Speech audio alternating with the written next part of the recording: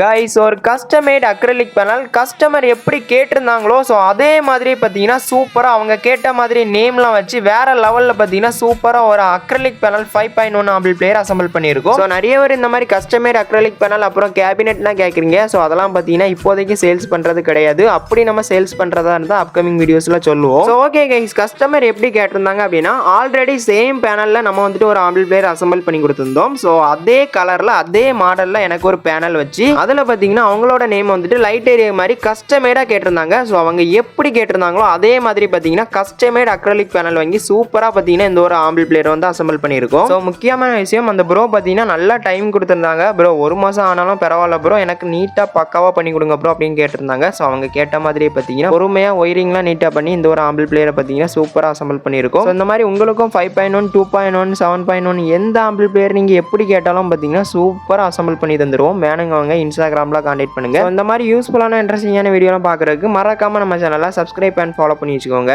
Bye guys.